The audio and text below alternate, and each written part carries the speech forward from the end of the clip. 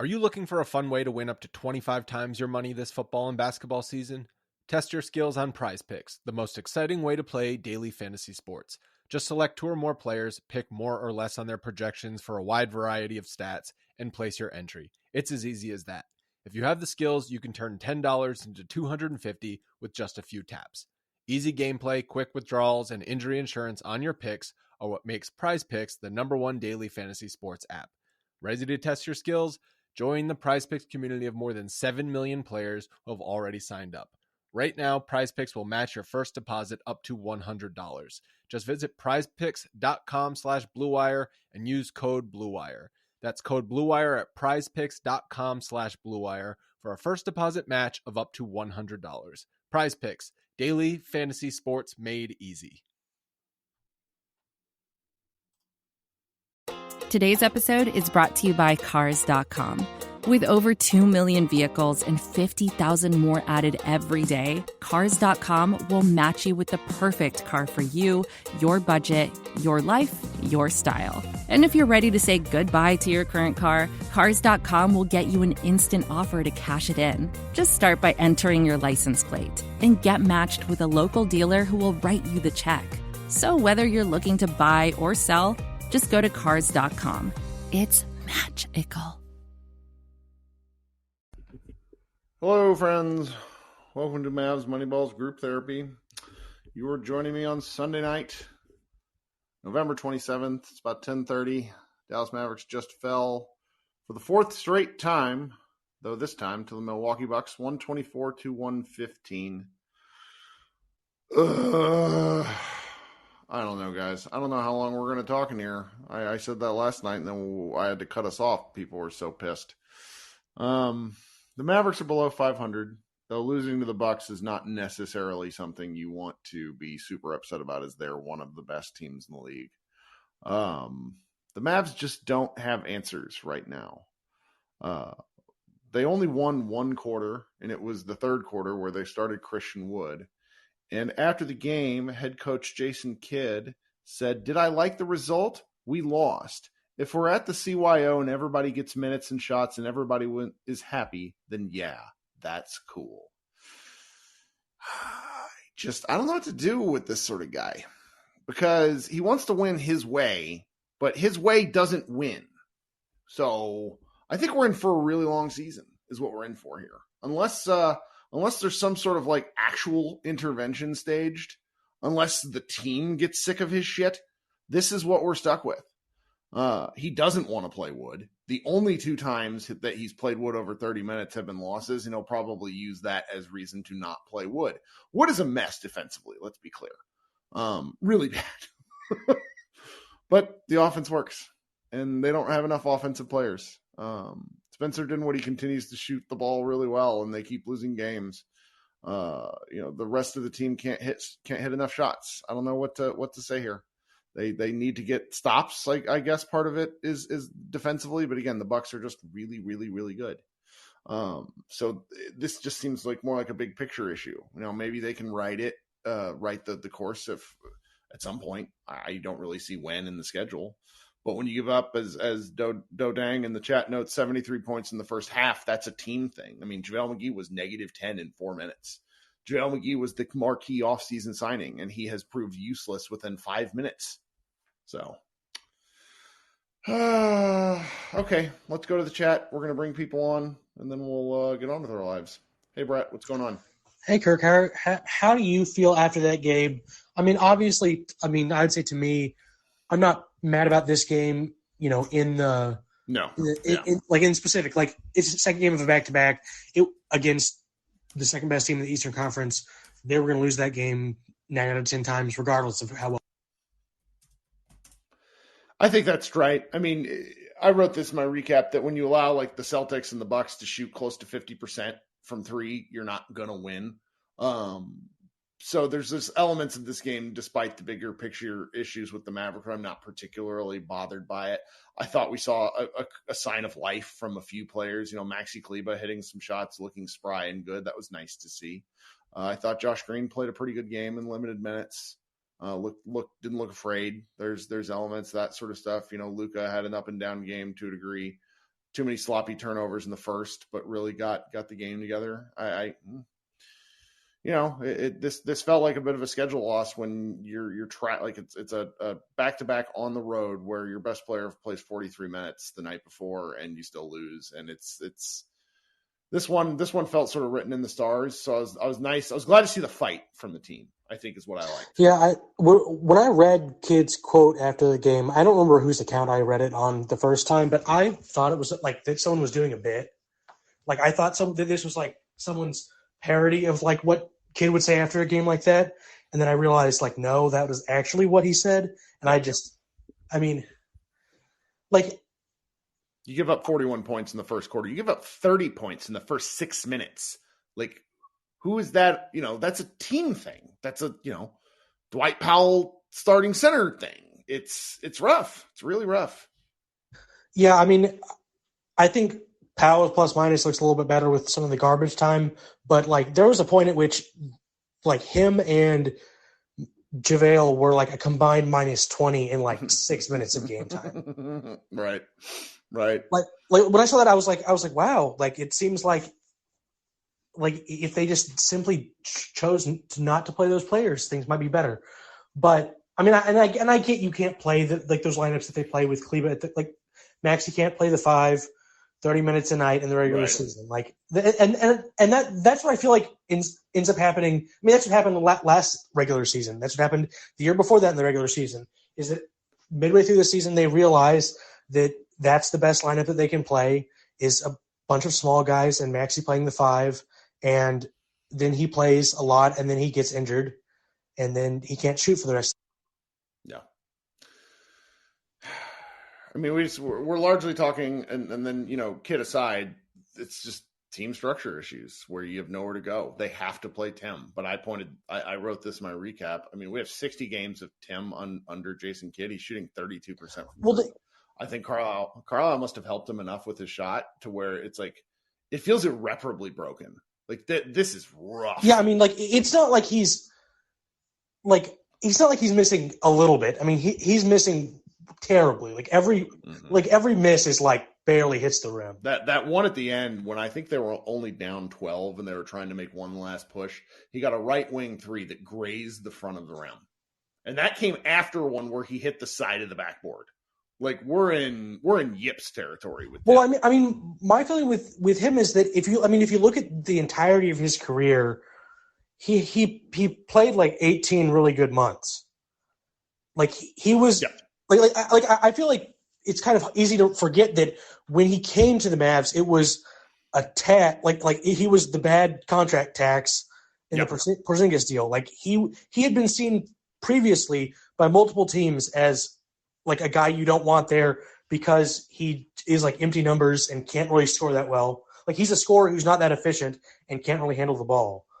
And then the Mavs, and then he managed to shoot 5% better than his career average for 2 years, got a good contract, and now is the same guy he was. No. Yep. And I tonight I just kind of we have 20 games. I'm sick of seeing it. They need to try something else. They need to put his butt on the bench. Sorry. Yeah, there's no reason. Like, I get, Finney-Smith struggling, Bullock struggling, whatever. Yeah. They bring defense. Yes. If Tim's not hitting, he doesn't bring a thing. Like, I don't know who said it. I'm sure many people have said this, but, if he misses his first shot, like, he should play no more than 5 minutes in that game. Right. It's the litmus test. Like, Timmy's hot, Timmy's cold. Like if he's hot at the end of the first quarter, then maybe let him get some run. But like if he bricks a couple shots, then just yank him and then play Bertans or whatever. Yeah. It's just frustrating. Yep. Well, you got anything else for us? Nope. Thanks. All right. Appreciate you coming up, Brett. All right. Coming up next, we got. Let's go with Chris. Hey, Chris. How you doing? Hey, Kirk. How's it going? Welcome. Yeah, isn't it funny in that pregame? The lineup's going to be changed. We'll see you back after the commercial. I'm like, oh, okay, they're going to start Wood, right? And it was sit Bullock and start THJ. What a slap to the face to us, right? Well, he's got I am loath to say anything that will get me in trouble, but I am just like the conspiracy in my brain right now is just, it's growing, where I'm just like, this feels like something other than, it just feels different. Tanking. Do you think we're low key tanking right now? No, thank God. But it feels like there's a real, like, there's reasons beyond what we're understanding why he's not playing. Now, whether those reasons are justified or a completely different viewpoint, but I can't understand it at this point. His defense is pretty bad. I will give Kidd that, but the defense is, the team defense is bad. It's not like the team defense is bad just because of him is the thing. It's an extension. That's where I'm frustrated. Yeah. I'm not even mad anymore, man. It's like, this sucks and it's kind of saddening, but we're 20 games in or whatever. I mean, if there's not a severe roster shakeup this season, there won't be, though. That's what I'm saying. Then we're probably not even going to make the plan. My question is, let's say we do make the plan. Let's say we're the 10th seed. Would we be bad enough seeding wise, I guess, to keep be in like the lottery? I don't know. I mean, right now they're like 12th or so. I could be wrong. I mean, it's tough after 20 games. It's tough. Well, do they go in order though? Like if you're not in the bottoms, if you're not in the top or the bottom, what is it, 14? I think then you're the lottery team, right? But let's say if we're the 10th seed at best, I mean, would we possibly still keep our pick? Yes, I'm trying to figure that out. I don't want to do the math. I'm trying to do the math here because I'm thinking that's where we're going at best. Now, with this team, we got a tough schedule ahead. We've already dropped a lot of the games that we should have won. And on top of that, it was so frustrating how all those days he had off, we're coming in well rested, and then you go against bad teams that have several players that are out. How is this even in past years? We would never have thought that this would happen. Like, we're in a bad place right now, and it's so early on in the season. And it's just, there's not going to be a severe roster shakeup because what are they trying to do? They're trying to, convey that pick to the Knicks, right? They want to own all their future first-round picks because we have no assets. Yep. I mean, Dinwiddie I would say he's an asset and would somewhat. Obviously, you're not going to trade Luka, but everybody else is there. I mean, maybe Finney Smith, but everybody else definitely for sure is not an asset. They're nothing. You're not moving anything that doesn't basically shift the problems around. Where you get, if you were to move on from even Bullock, and I know people don't agree with this just because he's shooting so poorly, but you open up a hole that they have to fill. You move Dorian Finney-Smith, you create a massive problem with your defense. So it's tough. It's very tough. And I swear, if THJ was traded, he would not be in the league for very long. I mean, I don't know how many years he's got left on his contract, maybe a couple more years, but I mean, I don't know. I just don't see how he's even playing. Is this because he's on a contract, a decent sized contract? I think that is like they want him to play through this, but he's not. I mean, we have 19 games of mess. So if he was on the vet minimum right now, you think he'd be like, okay, you suck. I mean, just go to the end of the bench. Okay. Yeah, you're invested in the player, and you can't trade a player unless a player has some sort of value, and they're not going to package picks with them. It's in the Mavs' best interest that he play well. Like nobody wants any of these guys to play bad. It's just you kind of hope that he breaks out of the shooting slump, but he hasn't. And it's so crazy how we were even towards the end of the game. This game. We play better. I mean, I definitely last year, but this year it's kind of hard to tell because we've been playing mostly bad teams. But this game, like we really were in it until towards the end. It just got away really quick. We got down to by 16. I mean, a couple minutes before that, we were only down by I think we were down by 1 at one point. Yeah. They got within 1. Yeah, it's just nuts. And the Grayson Allen thing in the beginning, it was nuts. But I don't even fucking know, man. This is frustrating. But last thing I was going to say is, should they trade Wood just to get something for him? I know he's on they can. Go ahead. I don't think they can. I don't think he gets him anything. Man, we are in a bad. He's playing well, but this dude has a tarred reputation around the league. He's going to be an unrestricted free agent. That's right. Yeah, that's right. So all right, well, let's just keep this. This is going to be suffering all year. So. Well, thanks, Chris. Yes, sir. Okay. Yeah. Well, and let's see here. In post game, Luka Doncic says, "We just got to keep going. There are 82 games. We have to keep going." Just like us, we have to keep going. Mr. Pearson, welcome back. Brandon, you there? Give him a second to locate the audio, and then I will. If not, I'll move on to somebody else. Brandon, invite yourself back up if you want to in a bit here. I'm going to move on to my next caller. Micah, welcome. What do you got for us tonight? Hit that unmute button for us there. Kirk, how you doing? I'm okay. What about you? Making it. Still watching this, doing like a fellow, like one of them Knicks fans says all the time, I'm embracing the mid. So Yeah. what is he even talking about with this CYO phrase they keeps on throwing out there? I need to look. I'm my brain is tired. I do not know. It gets that way after watching this team. But it's I mean, we keep on. It's like it turned out pretty much the way I expected. I mean, I felt better about it looking like they tried to put up some kind of fight, but they're just not good enough, man. They're just not good. Sorry, and it's just like that's the problem when like making one bad roster move and it starts and it just cascades a domino effect to oh crap, we're in this situation. And it's just when you look around, I mean, yeah, it sucks going through it. But if you look around the league, doesn't only happen to us. Like, how long do you think it's going to be before Brooklyn's really competitive after they've locked themselves into that monstrosity? Same with the Lakers. Sure.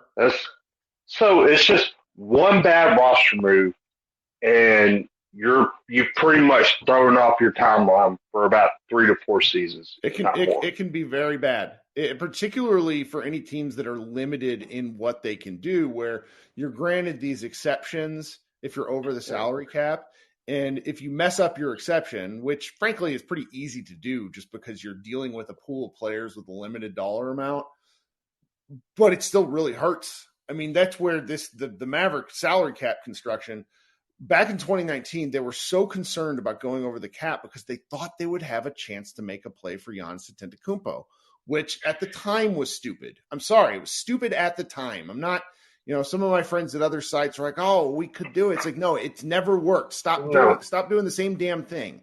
So no, and that was the problem. Now the problem is they're over the cap with shitty salaries. Right, they're over the cap with shitty salaries, and it's not just that.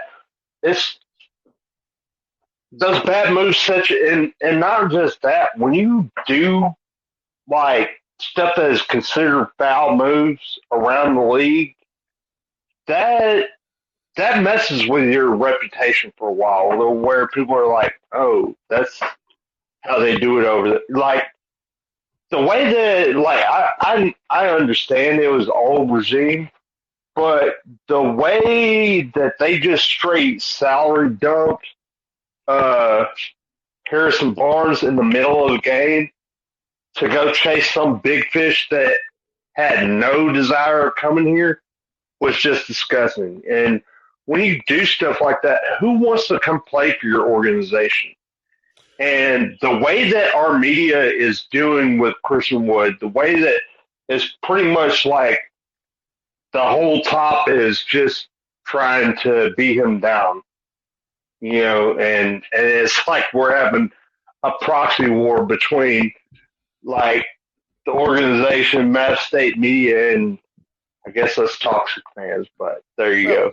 Well, but no, see, and that's where any sort of look. I don't particularly condone, like, just because you have access to say something to somebody doesn't mean you should. And I'm guilty of this as anybody. I've lost my mind over the years, and I'm trying to be better about it as I'm older. But the notion of it that the fans have any part in this to play is so fucking stupid. Like, I'm sorry, none of us built the team.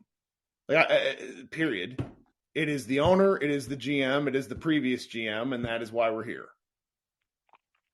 Right.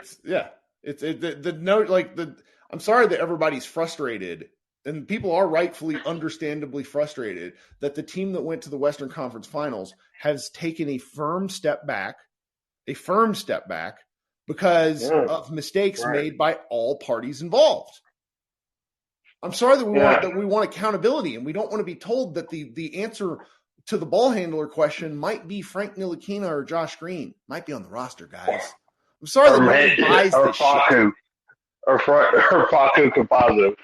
It's not the media. It's not the media reporting's fault either. But like, there could have, like, particularly if you're analysts as opposed to reporters report what they get told. But if you're an analyst, some healthy skepticism is the order of the day. Right. They failed more just because, like, you luck into Luka Doncic because the Kings are morons and Atlanta is morons. That doesn't mean you're gold from there. There's some skepticism that can be in play. Right. Speaking of Atlanta, we did it in Atlanta and was smelling ourselves and just stayed pat, even though we lost a player. And it's crazy. I was like, I didn't want to tell myself that we had landed. And then as soon as I started thinking that we did, I was like, well, maybe the hope is that we make that kind of trade to make ourselves better. Kirk, I'm here to tell you, I was wrong. They are still not good. They just aren't. There's some fool's gold going on bad. Oh, for those of y'all that thought Utah was going to be good, you are as sorely mistaken as the rest of us that thought this team had a chance of being good. I mean, stuff happens. It's not just us. It's not. No, you're right. It's not. It's definitely not. It's just it's we only care about us. Right. Exactly. It's frustrating. We have every right to be frustrated and skeptical because, like me, I've been watching the sport and watching film and watching breakdowns, and I take a lot of pride in my knowledge of the game. So you can't tell me because of who you know that I'm supposed to act like I'm what I'm seeing on the court. Like that you missed the obvious. That's what's always driven me crazy because it's like this is a game that is very straightforward to understand and very hard to master. But the entry level for basketball is straightforward. That's why I do this. I had no particular other than being a guy yelling on the internet. So like when we get talked down to, like, you don't know what you're talking about, and then you have a discussion and look, arguments are fine. Arguments are great. Sports arguments are great because they don't ultimately matter. But we've been told a lot of stuff about this team for years and years, going back to like post 2011 type stuff. And none of it's rang true when you do the long scope of things. They screwed up Dirk's post championship that he took. You know, I'm just sick and tired of some of these elements where it's like, well, here's why what the Mavericks did was actually good. No, it doesn't work like that, Kirk. Like, we're seeing what we're seeing. And, yeah, we're being compared to that 07 Cleveland team. We're doing a lot of stuff that they did.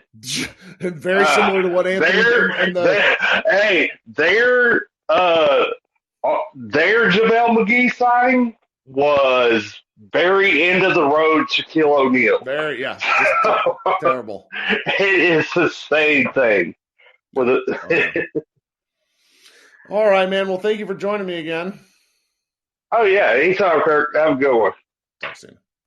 Okay, coming up next, then, we got my man, Ewan. How we doing, friend? Hey, what's going on? What's up?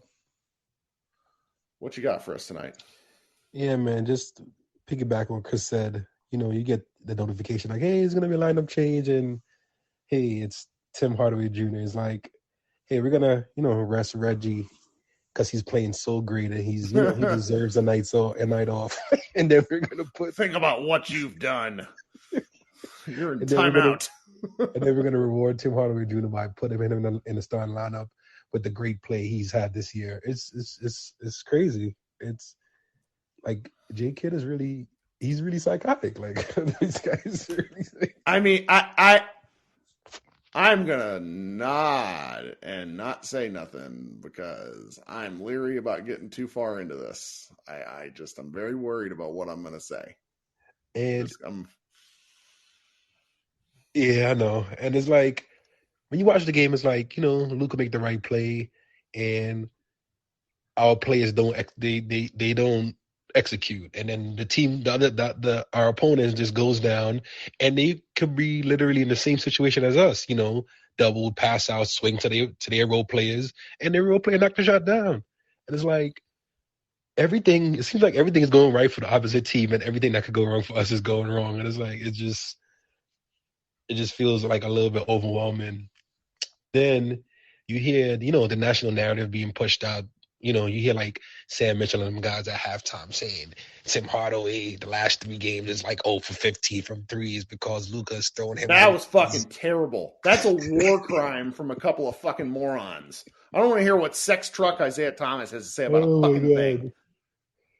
Yeah, that's just, and it's like them guys don't watch. They're not diehard fans like us to watch every game so we can literally see possession for possession and how bad Tim Hardaway is. Like, he gets open shots, wide open shots, and then he comes down and he takes shots early in the shot clock and it's still break. It doesn't matter what part of the shot clock he gets shots. He's not making any. And you can see on that play when, as soon as he tried to be a playmaker and try to swing the ball through the middle, across pass, and it was a turnover, and Luka was just like, bro. Yeah, so for anybody out there is like under the age of like, I want to say like 28, you probably don't necessarily know about Isaiah Thomas and the sexual harassment scandal with his time as the New York Knicks. Just Google Isaiah Thomas sex truck. He is a terrible person and an asshole, and there's a reason that none of the Dream Team guys didn't want him on the team. Nobody liked him. And then there's Sam Mitchell up there who has hated on Luka for years. That dude sucked as a coach. Tired of hearing from him too. There's a reason these guys don't have jobs other than to sit on a they do the equivalent of what I do, which is talk some shit from behind a mic, only their microphone is louder. Yeah, that's crazy. And lastly is like, all right, you put Tim Hardaway in the star lineup. Off rip, you see it ain't working out. Like, that move is a big F. So now you say, okay, all right, I failed on that aspect. Let me start Christian with the third quarter. And whoop-de-woo, look at it. We have life. Offense is flowing. Him and Luka's doing great. Luka's in the post, pitch out to Christian Wood for 3, and they're vibing. Yeah. And then the game's over, and then Kid is in post game, and he's somehow, some way trying to blame Christian Wood. It's like, what is wrong with this guy? Like, no, he sucks. But he's going to be our coach forever. So everybody get used to it. Yeah, man. He is going to be the coach forever, guys. Forever. Yeah. And what do we think? Like one Western, like Rick Carlisle made it to the finals. That gave him 10 years. A Western Conference final run does that mean 5? At least 5. At least Luka contract. At least Luka. And lastly, it's just like, we have some self stuff that we got to fix. The defense is bad, but we got to get better on the free throws. Like, it's so bad. Like 10 points a game on free throws, and they're the 25th team in the league percentage wise for free throws, while shooting the 4th most. Yeah, that's just crazy. But yeah, man. I mean, I don't know how we're gonna turn this around. Like you said, no help is coming, but at this point, what's left to do? You already tried everything else. You tried starting Tim Hardaway. You bench Reggie Bullock for a rest game because he deserves it. So the next thing to do is might as well just put Christian Wood in the starting lineup. Well, I have some really good ideas, but I'm not breaking them out when they're one game below 500. I'm not. I am very close to becoming like a full-on lunatic, like revolutionary about this, but I'm not there yet. The losing games to Boston and Milwaukee suck because they're really good, but it's those other 2 games that have put me in this like very insane place. So it's all of it together, and you're under 500, and then you have bad quotes from a coach who is in a, he's in this mess of his own making to a degree, because he's coach, but he's also involved in the front office. And like nobody talks about that. I feel like a crazy person when I say this shit because no one else is saying it. Like he's out there on his own. He's like, oh, because Carlisle wasn't super involved in the front office because Donnie did whatever the hell he wanted to do. Not to mention no one wanted to play for Carlisle. So you kind of had to just go with what you got. Okay. Lastly, I have a question. So with the media credentials of the reporters and everyone that gets to ask questions, they have like a list of certain questions you can't ask? Because it doesn't seem like the reporters are really asking him the questions that we on this platform is talking to each other every day about. Like this, the reporters are not really asking him. They ask. I mean, if you like, they do post game media availability, which you can probably find on the internet. And some of the questions are not too terrible. The beat reporters are not as great about this, which is like why when people get really pissy with like Brad Townsend and Callie Kaplan, I just don't necessarily it's not their job to basically be questioning the coach outright. Right, Grant Afseth of DallasBasketball.com has been asking some slightly more specific questions about game situation stuff, which Kidd will not answer. It is not in Kidd's interest to answer these things, which is why some of these answers that he's giving are really bad. I mean, for Kidd to question the only quarter that they won and basically make it seem like that they won the rest of the quarters by more, it's really something. I mean, in the chat, somebody said, what about Tim Band McMahon? Tim will ask, Cato and McMahon will ask questions when they're there, but Cato wasn't there tonight. I mean, things have to get more dire than this, though, guys. I'm just got to be honest. Like a 500 basketball team, when the rest, it's Kidd keeps throwing things up along the lines of like, look at the rest of the league. He's not wrong. Everybody else kind of playing like mess too, except for the Celtics and the Bucks, who we just lost to. So there's the Mavericks are still fourth best in the Western Conference in terms of point differential. Do you guys know that? Like we're 11th or something like that, but we're fourth best in the point differential. So yeah, he just can't continue to like hope and pray like the league continue to be that mediocre and like the good teams are going to. Well, they hope that they'll figure it out. That's what they do. Because it's like, what if Tim Hardaway goes from shooting 29% to shooting 35%? Do the Mavericks win some more games? Probably. Yeah. That's the worst part. So. All right. Hopefully you'll win soon to get out of the streak. So. That's right. Thanks for hopping on. Talk soon. This is advertiser content brought to you by Frito-Lay. Hello, I'm Chip Murphy, here to get you ready for the big tournament. Tonight we'll break down who will be cutting. Cut! What are you two doing? Sorry, Chip. Prez here got his feathers ruffled when I told him Ruffles has zero chance of winning the title.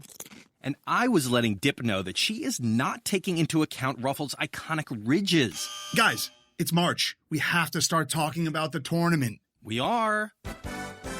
It is the 2023 Frito-Lay Snack It. We're talking about big-time matchups between Cheetos, Smart Food, Lay's, Sun Chips, and more. Just head to the Frito-Lay Snack Bracket and vote for your favorite chip, pretzel, or dip for a chance to win up to $1,000 or a year's worth of snacks. This sounds great. Keep up the good work. Just go to fritolaysnackit.sbnation.com. No purchase necessary. Sweepstakes ends 4/3/2023. Void where prohibited. Here's worth of snacks awarded in the form of 52 coupons, each good for one bag of chips. See official rules at fritolaysnackit.sbnation.com. Wow, getting more and more people in here. I'm going to be in here for a while, aren't I? All right, Mr. Dang, let's go. Doe, you there? Hit that unmute button from the chat.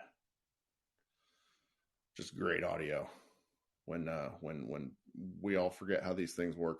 All right, I'll invite you back up here later. I got to move along because I don't want to be up all night long. It's going to be a long day. Ike, welcome back.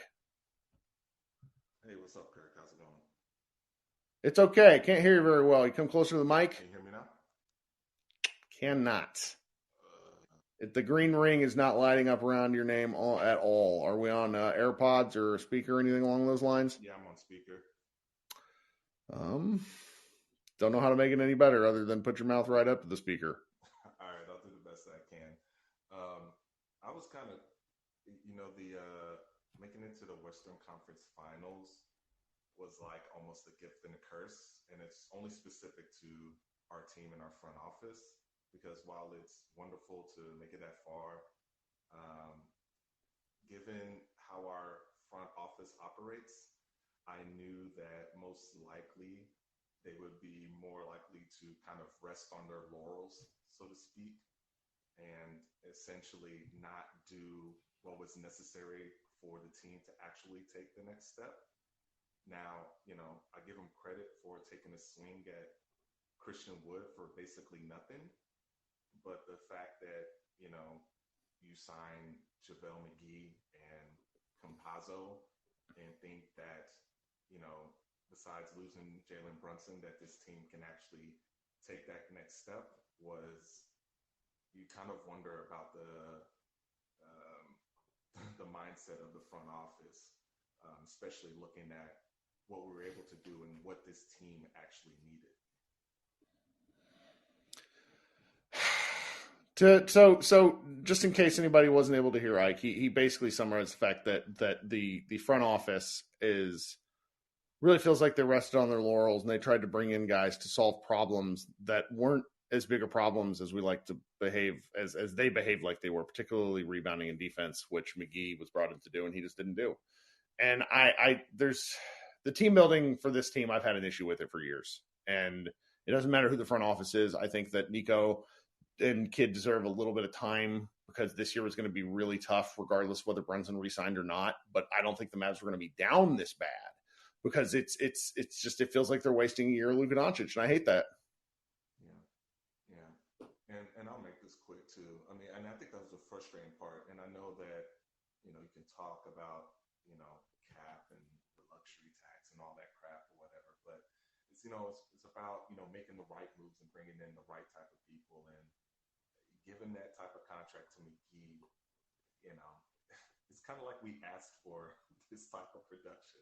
It's like, what do you expect almost, But a quick question, and I really would want to know your thoughts. It kind of seems like a simple question, but I've been thinking about it. What is the biggest need or the biggest concern right now for the Mavs? Is it the actual lack of interior presence, or it is that secondary ball handler, an additional ball handler? I think it's an additional ball handler, but there can be an argument made for both. It's really tough. Yeah, especially because people outside of obviously Giannis, one of the characteristics of this losing streak, and actually in all these games, is just the free for all at the rim. That teams have just been driving and finishing at the rim nonstop, and we just have no physical interior presence to send a message or to stop it at any type of competent level. So yeah, we're in desperate need of a shakeup, and I don't know if that shakeup's going to come in. I don't think it is either. Yeah. Well, thanks for hanging out, Ike. Appreciate you. Appreciate it. All right. Remember, guys, if the ring's not really lighting up around your name, the crowd can't hear you. So we're going to give Mr. Dang a chance again. Let's fire on all cylinders, guys, because I don't want to be up super late. Doe, got to hit that unmute button. Hey, can you hear me? Oh, you there? There we Sorry. go. There we go. What's up? That last caller is right. Nobody respects our defense. It's not just about somebody blocking the ball. Nobody takes charges anymore. Do you remember how many charges Jalen Brunson took? Sure. It's just, I'm glad to see at least Wood starting. And the best move that was made the whole night was Bullock sitting on the bench. It was the best move I've seen all season, Well, I mean, he's hopefully comes back and hits some shots because he's still on the team, and we need guys to score. We do, but it was great seeing Wood to start, the third quarter too. What I was mad about was in the fourth quarter, we didn't react very well. He called no pick and rolls involving Wood. There were no plays for Wood at all on the low post whatsoever. There was no ISOs for Luka, somewhere on the lower boxes, It just seemed like there was no coaching done at all. Timeouts, no plays were called after there that were successful. It's just like you said, Igor was the man last year. We now know that Kidd had nothing to do with the success of the plays that were called after timeouts now. it's making me pine for Rick Carlisle so bad right now. It's a rough world. Thanks for hopping in, Doe. All right. Thanks for Talk letting me soon. talk, Kurt. All right, coming up next, we got. Hey, Logan, what's going on? How's it going, Kirk? It's a going. Tell me what you're thinking. Well, so I've heard you say before, and I kind of agree that like you still think we can get to like an upper 40s in wins. And I was gonna ask you, but just for the brevity of it, like I kind of see that too, but it just all is going to come down to the variance of the shooting because like the shot quality is still good. And we're just shooting like of the teams that take the most threes, we get the best shot quality of them. It's us, Sacramento, Indiana. It's like all these teams that are kind of over their heads right now. It's like Sacramento, Indiana, Utah specifically. And they have this like really high floor of like taking a lot of threes and making them, which is why they're kind of outkicking their coverage. And so I guess it's like but that feels like it would be optimistic where you're like, these are role players that have done it before. And not just that, but Luka generates the shots. Like he's generating them now. That's why whenever people are like, oh, our role players just got hot in the playoffs, it was like, well, they were also getting open shots. Like we had 3 of the top 5 people in open threes. So that's why I don't think, I mean, there was fluky aspects of the run, but in general, if you're generating the best shots, that is what it is. But what I was going to say, I guess, is that like, that's my optimistic, like we can get to the upper 40s in wins, but it's just so frustrating. Like how absurd would it be if Milwaukee just fell apart if Grayson Allen wasn't hitting? Like that's the roster problem, is that like, most good teams, they just kind of play those guys a few less minutes and they sort of like retrofit you know what I mean? But we don't have like, if one cog is off, it's just very frustrating because like it shouldn't be that way. You know, especially when you have Luka, that it's like Luka created threes are the entire, like people say it's heliocentric around Luka. He's going to get his 30. It's really like the entire system revolves around players who are like, just role players just making threes. Like that's the entire, and I mean, I guess it's been that way for a while, so it's not like I'm saying anything new, but that variance, I guess it's just like it's not comforting. It's not like we might go on a 9-1 streak in like a week and we pretty much just forget about all of this, but it's just not, I don't, you know what I mean? It just doesn't feel right. But is that sort of like where you're, I mean, I know it's hard to be optimistic right now, but I have heard you say like, still think we can kind of get to that like 47, at least 48. I mean, so we got 19 games, so 63 games left. Like getting to the upper 40s basically means going. It's not that, yeah. It's like going 35 and 28 or something the rest of the way. I can't do math. Right. It's doable. Yeah. So. No, it is. It's just, I guess that's the only way I can see it, though, is the fact that the shooting variants exist and, like, we depend on it. Yeah. But that's all. I think I'm going to write about, like, the narrow kind of the way, because it's happening in the league a lot. Like, if Sacramento stops shooting, if people are like, how are they doing good? That's it. Like, that's the reason. Because even if you don't have a too great of a defense, someone was talking about how high of a floor you have when you are, like, taking that many, when you're Utah, Sacramento, if you're making them, you're just going to be in every game. And we don't have that, you know what I mean, right now. But we're built to have it. Well, thanks for hanging out, buddy. Talk to you soon. All right. Who we got? Let's try Brandon again. How you doing? Yes, sir. Thank you, Kirk. Sure. Welcome back. Yeah, so, I mean, the roster to me is pretty much built like a traditional, you know, Dallas Mavericks team. If you go back, it's always had that that poor talent. And I was putting something in the chat earlier that I think that the woes started back when, you know, Cuban got the bright idea to try to hit a home run.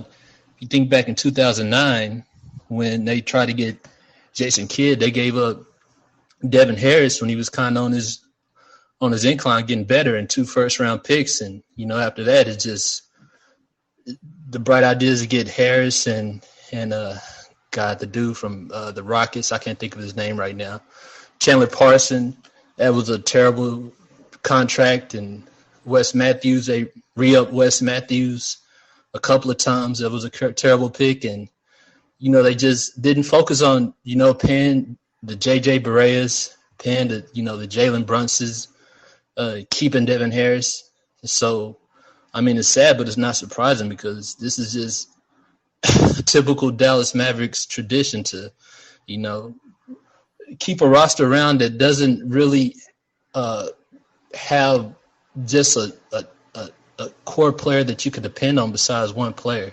Well, it's terrible. I mean, I showed a box score from late March 2019, which is Luka's rookie year. And the top 7 minute getters, one was Dirk Nowitzki, one was Luka Doncic, one was Jalen Brunson, and then the other 4 guys were all guys who played rotation minutes tonight. Tim Hardaway, Maxi Kleber, Dorian Finney-Smith, and there was one more. But it's Dwight Powell. It's the same guys. And it's been the same guys. It's just we pay them more money now. And we expect different results. I don't really get it. Yeah, we just pay more money. Yeah. And I mean, to Rick's, I think the main thing that irritated me about Rick was the way he treated timeouts, but, it's kind of petty by me. But to Rick's credit, I think he developed a lot of players. I think he had a lot to do with developing Crowder, Dorian, Jalen. There was a couple more guys that even Bass, and when he was in this height in the NBA, I think Rick had a lot to do with developing him. And the same like you were saying about Hardaway. And I just don't see, any type of development with Kid around. And I don't know. I just don't see any players getting better while he's there. I see a lot of regression, but I don't see any progression with Kid in the front. Woo! I don't disagree one tick. Well, thanks for hanging out with us tonight. You got anything else? All right, thanks, Kirk. All right. No, I said appreciate you, man. Sure thing, man. All right, coming up next then, let's go to Rain. Welcome, Rain. How are you?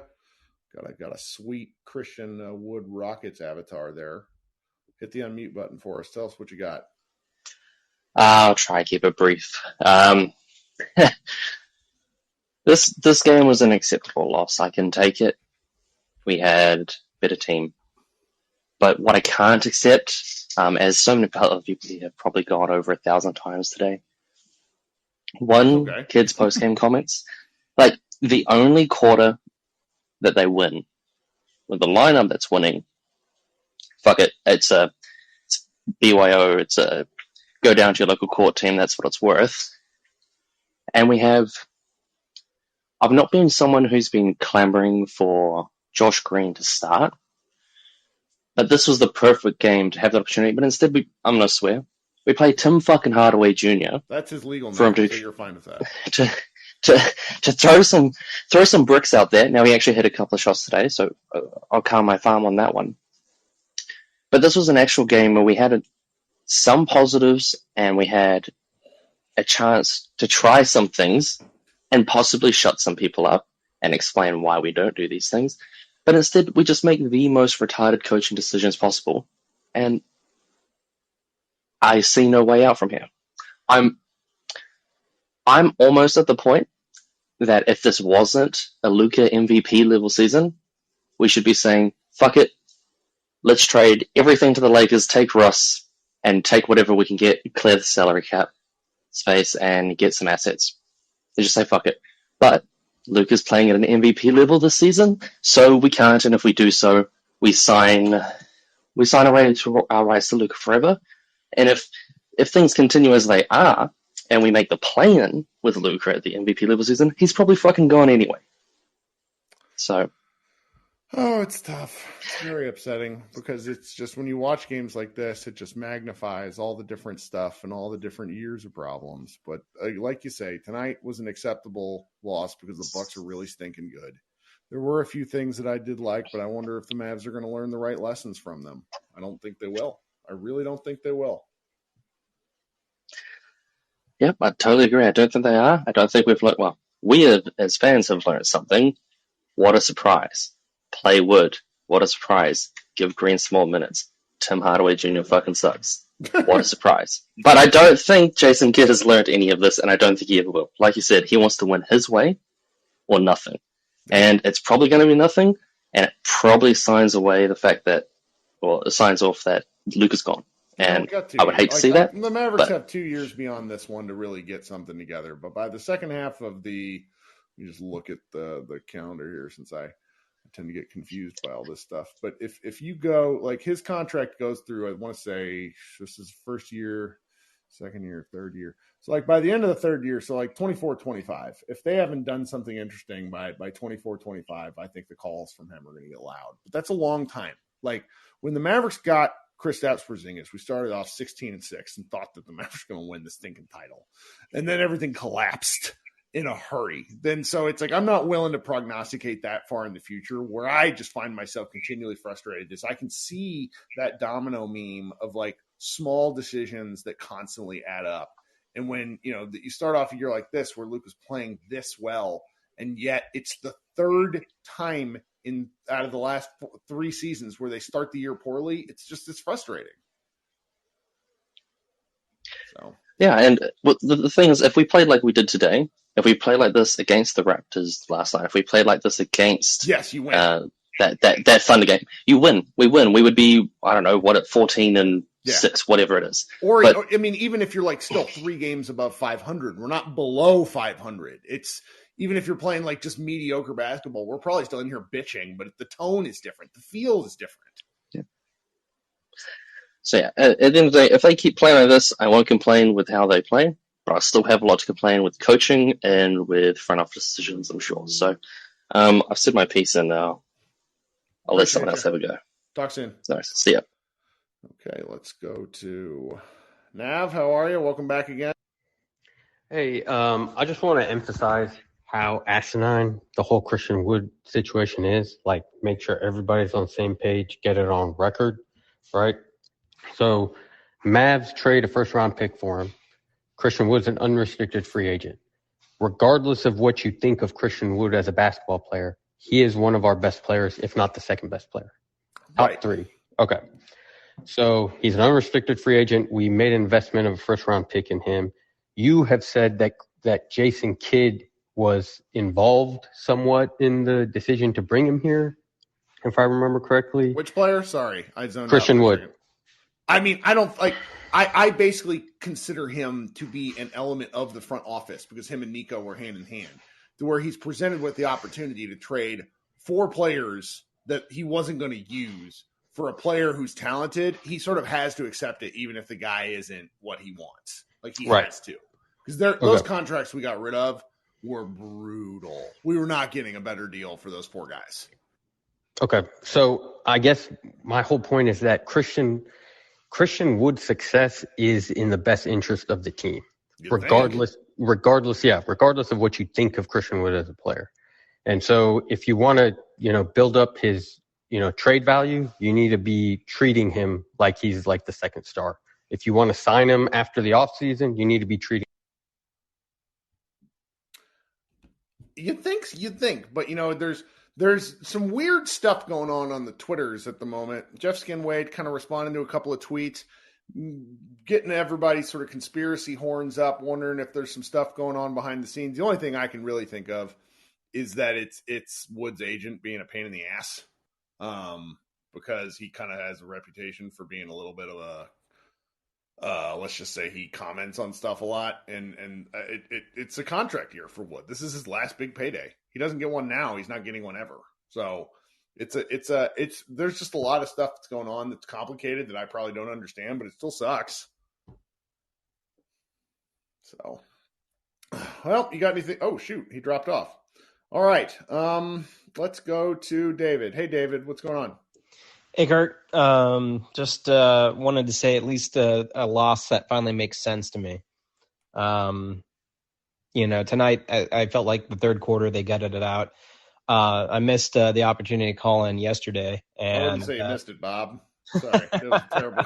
That was a terrible game. It's so frustrating. Well, something stood out to me, and I wanted to get your take. And I listened to the recast from last night, and I didn't quite hear it. And I think you talked about it before. It was real interesting that at the end of the game, this is a microcosm that I've seen not just in Maxey but other players as well. The overpassing on open looks, and like even tonight, I think Harp on the cast said, Tim Hardaway Jr. Doesn't usually hesitate, and he hesitated on an open look. Thank God, he needs to hesitate on every open look. But everybody else, like Maxey, not driving to the rim with the time left on the clock and forcing that awful play at the end.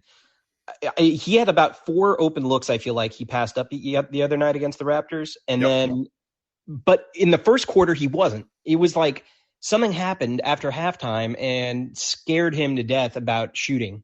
Like he attacked the rim, he had a beautiful layup, he was doing things right, and then all of a sudden became scaredy cat Maxey. I have no idea.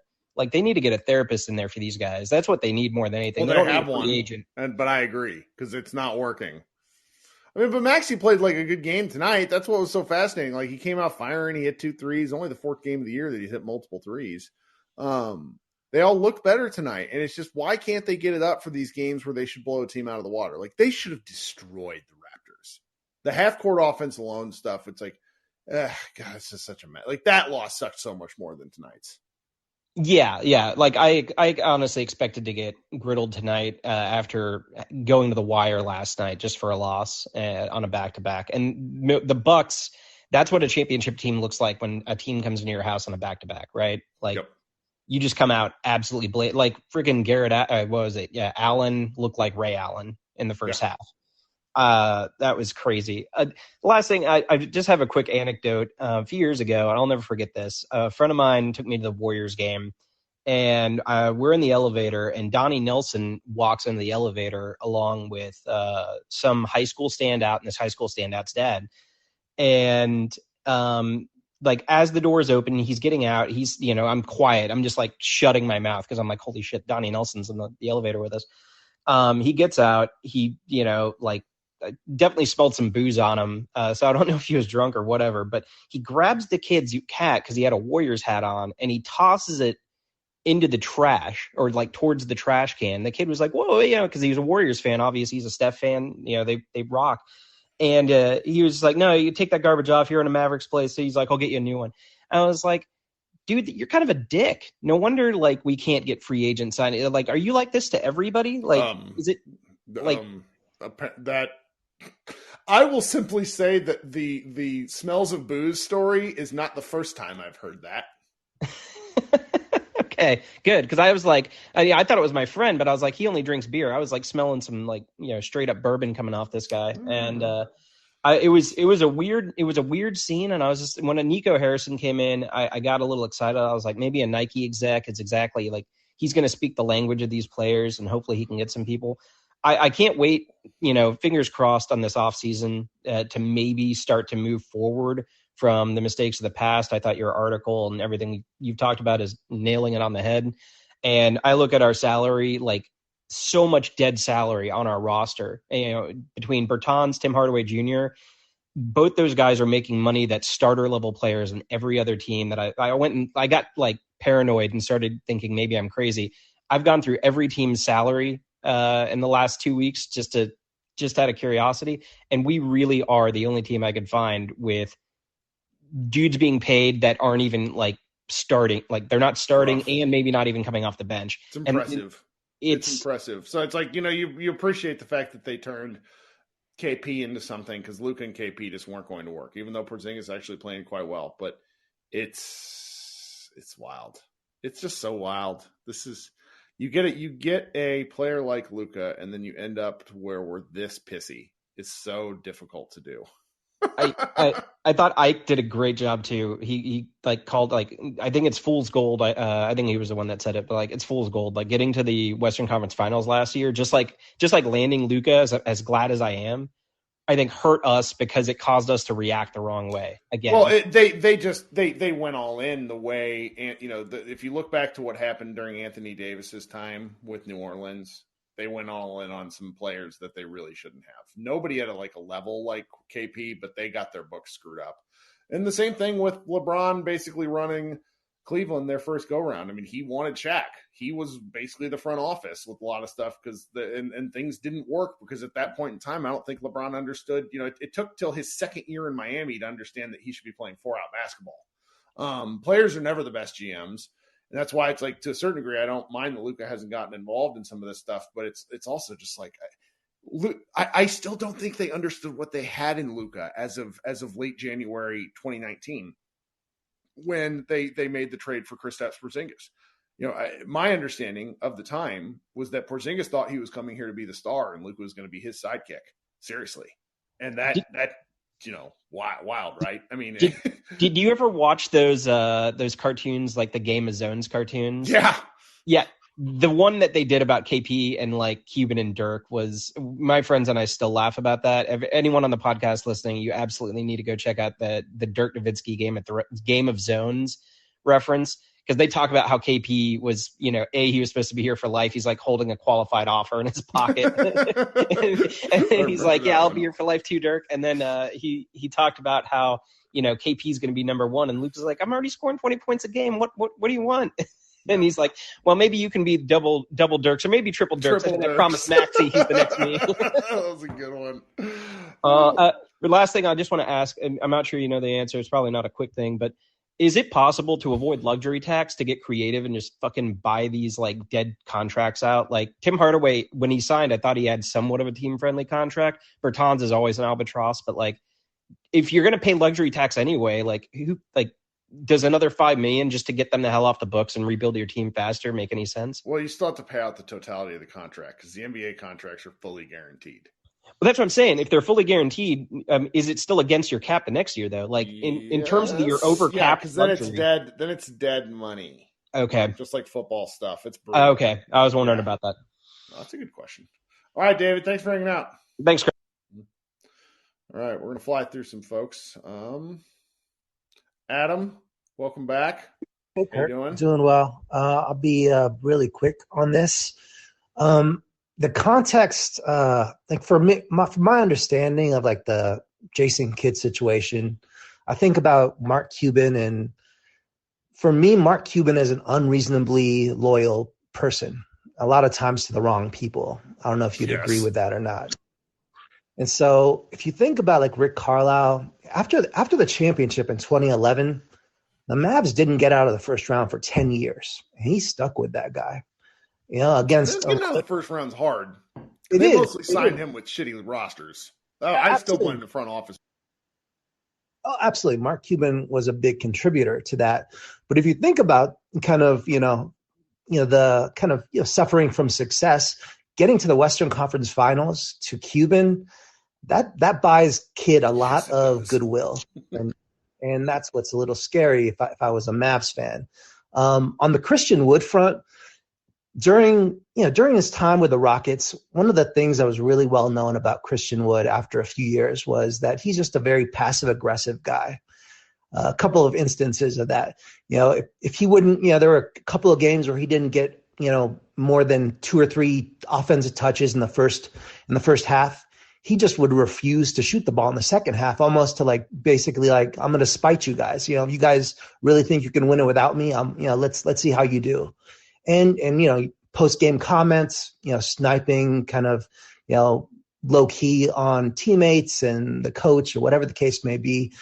But you haven't seen that at all this year with Christian. I'm really surprised. He's actually been pretty mature for the situation he's in. I mean, if I'm thinking from his perspective, he's probably in a better situation last year to get paid than this year. And the inflection point to me, I don't know if you remember this, but I think it was October 28th or 29th. And he made some comments like, I want to be an all-star this year, something to that effect. Yep. It got picked up by all these different outlets, SI included, and they agreed with him, right? If Wood keeps playing like this, then Jason Kidd will have no choice but to put him in the starting lineup. And he definitely could be playing in the All-Star game in Utah this year. It was almost, I wouldn't say it's it's pretty much consensus based on how he was playing through the first 3 or 4 games of the season. And I don't know if there was some maybe PTSD, if I'm thinking in a psychological perspective, that the Mavericks had as like Brunson basically used his placement in this team in the Mavs last year to secure a $30 million a year bag based on us giving him an opportunity. I don't know if maybe they're having some. I'm trying to make sense of it. I don't know. It's definitely contractually based. I have no inside information on anything, but this is all like rooted in some sort, because his extension has a certain cap on it. They probably think he can earn more on the open market. This is all awfully frustrating. And I still get why the Mavericks took a gamble on it, but it's outwardly right now. It's a passive aggressive off where Christian Wood is winning because he's not saying silly stuff in the media. Absolutely. He's looking great. I mean, I would not have seen him playing this as well as yet. I mean, he's shooting 45% from three, 58% from the field on limited touches. When he gets in the game, he's not just jacking up shots. He's playing within the team dynamic. He's actually obviously, on defense, there's a lot to be desired there, but the Mavs knew that, nothing's changed, No, that's true. Yeah. So I'll leave it up. I know that a lot of people want to get in, but thanks. Appreciate you. Okay. Let's fly through, guys. Jacob, welcome. Hey, Kirk. What up? Just another night in Mavs land. I heard that, man. I don't even know why I'm doing this. I haven't even watched the game in like a week. Actually, it wasn't bad. It's kind of fun. Well, I mean, that's better than the Raptors game. I don't know. Maybe I should have just came in here last night after that game because I don't even know who I'm mad at anymore. I don't know if I have the energy or, it's just I don't know. I think the most exciting thing that I look forward to at this point is just what tweet Brad Townsend is going to send out to, set off other Mavs fans. And, I don't know why. It seems like he hates Wood. It's just, is he towing the company line? I don't know what the deal is. He needs to never look at his mentions is what he needs to do. No, yeah, he doesn't. I mean, they made me laugh, but no, he needs to steer clear of them. But, yeah. I don't know, man. I just am I mad at Kid? I don't know, because the honeymoon period with him is definitely over. Sure. I think I just come to the realization that he might be like the Peter DeBoer of the NBA. And for those that don't watch hockey in here, Peter DeBoer, everywhere he goes, he does really good in his first year. In his first year with the Devils, took him to the Stanley Cup Finals and went downhill from there. His first year in San Jose, took the Sharks to the Stanley Cup Final, went downhill from there. And Kid kind of looks that way from everything that I remember about his time with the Nets and the Bucks. Did pretty good in his first year, and it just turned into a shit show after that. So, I mean, maybe that's just who he is. And so, am I mad at the media for not asking him the hard questions? Maybe, because I don't know. I don't think you need to be a basketball genius to see that starting Tim tonight is just dumb. He's actively hurting the team. If he's not making threes, he might be one of the most unplayable players in the NBA. He literally gives you nothing. And he's a microwave. But right now he's a microwave that isn't plugged in. Oh, it's frustrating. Thanks, Jacob. Oh, yep. All right. I like that. Microwave who isn't plugged in. It's very good. Where you go? My man, I don't want to butcher your name. How do I pronounce it? It's Abneezer. Abneezer, welcome. Oh. I'll remember next time. Honestly, after watching the last 18 Mavs games, 17 Mavs games, it's just been painful. The lack of accountability for Jason Kidd is just absolutely disgusting. The entire front office is just sucking his dick the whole time. Mark Cuban, the line that he has as a fan and owner is just disappearing. It's just gross. This whole organization as a whole is just falling apart. And I was never a fan of the Jason Kidd signing as a coach, not just how he is as a coach, but just who he is outside of basketball. And this season is just really pushing my agenda of fire Jason Kidd. And oh my God. So I had a fun exchange with one of my good friends who's a Lakers fan, and I basically said, "This is your fault." He's like, "What do you mean?" I said, "Well, Jeannie Buss pulled him out of the dustbin because he was done. He was out of the league. He had no job. He wasn't part of any NBA nothing. He had been freed from the Bucks for a year. Nobody wanted him on any staff. He came in to basically hawk over Frank Vogel's shoulder as they were expecting him to be the coach in waiting because nobody expected Vogel to work out. It was wild. So it's like I just like blaming. I like blaming the Lakers for things. I mean, the league's national TV games specials can be blamed on the Lakers. Like, you expect them to be good by now. Honestly, I'm glad I'm a Dallas resident, because if I was paying for League Pass to watch the Dallas Mavericks, I would be sick.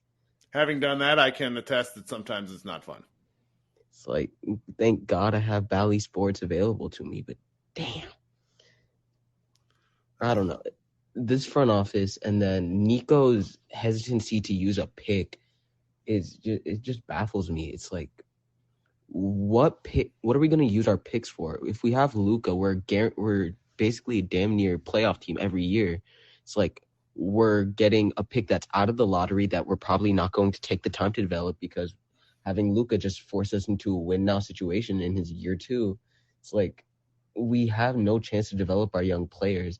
And seeing how this organization is just letting Jason Kidd get away with whatever the fuck he wants to do, it's like, I can see why Jalen Brunson left, and I can see why Christian Wood is more than likely going to leave this offseason.